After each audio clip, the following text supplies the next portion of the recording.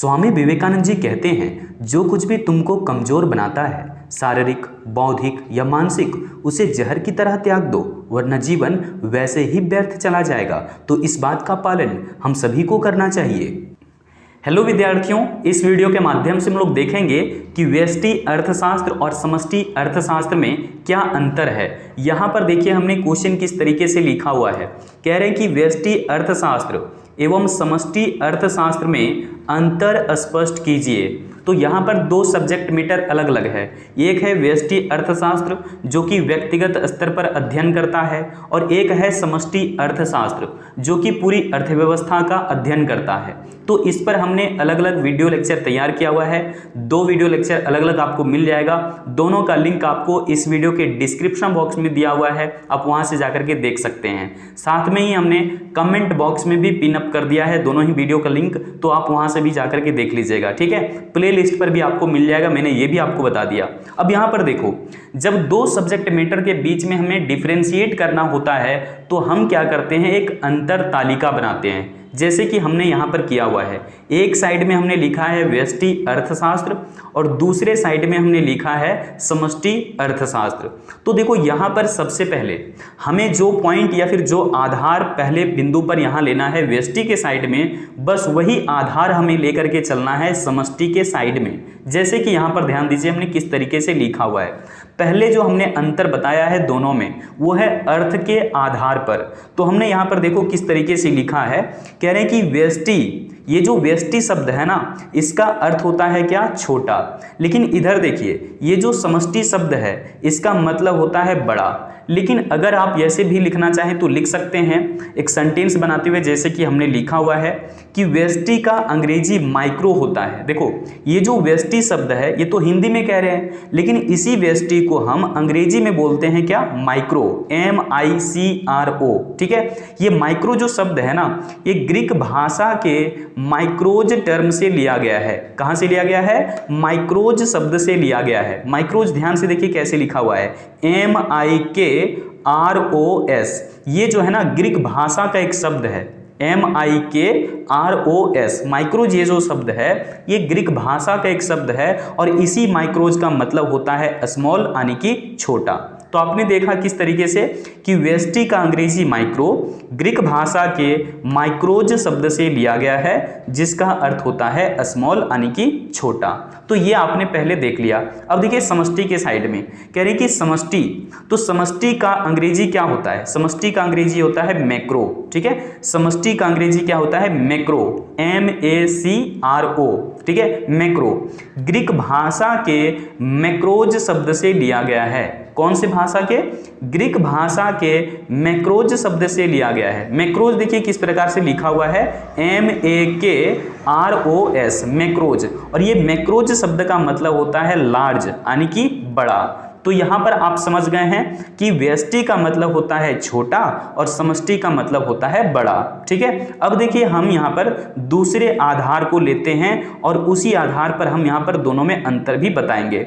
तो हमने यहां पर देखो दूसरा आधार क्या लिया हुआ है कि व्यष्टि अर्थशास्त्र में किस तरह के जो है सब्जेक्ट मैटर पढ़े जाते हैं, मतलब कि विषय वस्तु का अध्ययन के आधार पर हमने यहां पर लिया हुआ है। तो देखो हमने क्या लिखा है, कह रहे हैं कि व्यष्टि अर्थशास्त्र में अर्थव्यवस्था के व्यक्तिगत इकाइयों का अध्ययन किया जाता है। किसका अध्ययन, व्यक्तिगत इकाइयों का अध्ययन किया जाता है, यानी कि इंडिविजुअल यूनिट्स का स्टडी किया जाता है। जैसे कि हम लोग आगे बात करेंगे इसके ऊपर, है ना, किसी एक उपभोक्ता के बारे में, किसी एक उत्पादक के बारे में, किसी एक जो है वो निवेशकर्ता के बारे में। तो इस तरीके से हम जो है यहाँ पर व्यक्तिगत इकाई का अध्ययन करते हैं। इस बात को ध्यान रखिएगा कि व्यष्टि अर्थशास्त्र में हम व्यक्तिगत इकाइयों का अध्ययन करते हैं। ये बात तो क्लियर हो गया। अब देखिए समष्टि के साइड में कह रहे हैं कि समष्टि अर्थशास्त्र में संपूर्ण अर्थव्यवस्था की सामूहिक इकाइयों का अध्ययन किया जाता है। संपूर्ण मतलब पूरी अर्थव्यवस्था का, यानी कि पूरे देश का अध्ययन किया जाएगा समष्टि अर्थशास्त्र में।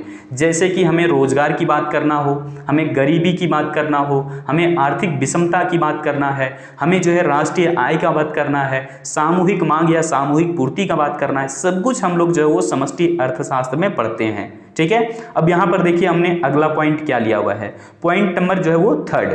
तीसरे पॉइंट में हमने क्या बताया है कि किस तरह के वेरिएबल्स या फिर किस तरह के जो है यहाँ पर चर देखने को मिलते हैं व्यष्टि में और समष्टि में। तो हमने सबसे पहले व्यष्टि के लिए लिखा हुआ यहाँ पर क्या कि इसमें जो है ना हम लोग यानी कि व्यष्टि अर्थशास्त्र में छोटे छोटे आर्थिक चरों का अध्ययन करते हैं।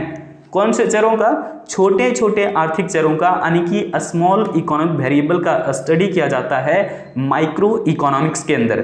जैसे कि छोटे आर्थिक चर का मतलब क्या है? व्यक्तिगत मांग, यानी कि किसी एक व्यक्ति के द्वारा किया गया मांग, ठीक है। इसी तरीके से व्यक्तिगत पूर्ति, यानी कि किसी एक उत्पादक या फिर एक फर्म के द्वारा किया गया वस्तु या सेवा की पूर्ति व्यक्तिगत पूर्ति कहलाती है। तो इस तरीके से व्यक्तिगत मांग, व्यक्तिगत पूर्ति, ये सब क्या है? ये है छोटे आर्थिक चर, ठीक है। यानी कि चर इसको हम इसलिए कह रहे हैं, वेरिएबल इसलिए कह रहे हैं क्योंकि आप किसी वस्तु की मांग हमेशा एक जैसा थोड़े ना करेंगे।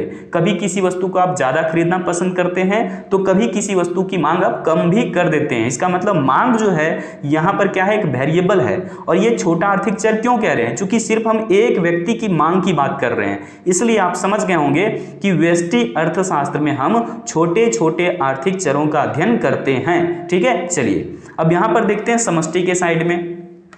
समष्टि में हमने लिखा हुआ है कि इसमें व्यापक मतलब बड़े आर्थिक चरों का अध्ययन किया जाता है। तो समष्टि अर्थशास्त्र में हम लोग बड़े बड़े आर्थिक चरों का अध्ययन करते हैं, जैसे कि मान लीजिए सामूहिक मांग, सामूहिक पूर्ति, राष्ट्रीय आय, सामान्य कीमत स्तर। इस तरीके से हम लोग जो है चीजें बात करते हैं समष्टि अर्थशास्त्र के साइड में, ठीक है। चलो अब हम लोग आगे देखते हैं यहाँ पर चौथा पॉइंट। हमने अगले पॉइंट में क्या लिखा हुआ है, ध्यान दीजिएगा। अगले पॉइंट में हमने लिखा हुआ है कि किस तरीके से जो है वो इसका अध्ययन क्षेत्र है, मतलब कि व्यष्टि अर्थशास्त्र का जो अध्ययन क्षेत्र है वो कैसा है और समष्टि अर्थशास्त्र का अध्ययन क्षेत्र कैसा है। तो हम कह रहे हैं कि व्यष्टि अर्थशास्त्र का जो अध्ययन क्षेत्र है वो बहुत छोटा है, क्योंकि ये देखो व्यक्तिगत स्तर पर अध्ययन करता है। ये जानने का प्रयास करता है व्यष्टि अर्थशास्त्र कि कौन से व्यक्ति का इनकम कितना है और वो कितना पैसा खर्च करता है, कितना बचत करता है। सिर्फ यहाँ पर व्यक्तिगत स्तर पर हम लोग अध्ययन करते हैं, इसलिए कह सकते हैं कि इसका अध्ययन क्षेत्र छोटा होता है। किसका? व्यष्टि अर्थशास्त्र का अध्ययन क्षेत्र छोटा होता है। अब देखो समष्टि के साइड में हमने क्या लिखा हुआ है कि समष्टि अर्थशास्त्र का अध्ययन क्षेत्र बड़ा होता है या फिर व्यापक होता है, क्योंकि ये जो है ना पूरे देश का अध्ययन करेगा, जैसे कि राष्ट्रीय आय का है ना जानकारी देता है, रोजगार की जानकारी देता है, मुद्रास्फीति यानी कि महंगाई का जानकारी देता है। तो ये चीजें हम लोग समष्टि अर्थशास्त्र के साइड में पढ़ते हैं। तो आपको समझ आ गया होगा कि व्यष्टि अर्थशास्त्र का अध्ययन क्षेत्र छोटा है, लेकिन समष्टि अर्थशास्त्र का अध्ययन क्षेत्र व्यापक है या फिर बड़ा है। तो यहां पर आपको क्लियर है। देखिए आखिरी पॉइंट हमने यहां पर क्या लिखा है, 5वें पॉइंट में हमने बताया है कि व्यष्टि अर्थशास्त्र को किस अन्य नाम से जाना जाता है और समष्टि अर्थशास्त्र को किस अन्य नाम से जाना जाता है। तो देखिए हर एक इंसान का एक या एक से अधिक ही नाम होता है जनरली, क्योंकि घर वाले किसी और नाम से बुलाते हैं, है ना। फलाना कोई दोस्त है तो वो किसी और नाम से बुलाता है। टीचर्स कुछ होते हैं स्कूल या कॉलेज में तो वो कुछ और नाम दे देते हैं, है ना।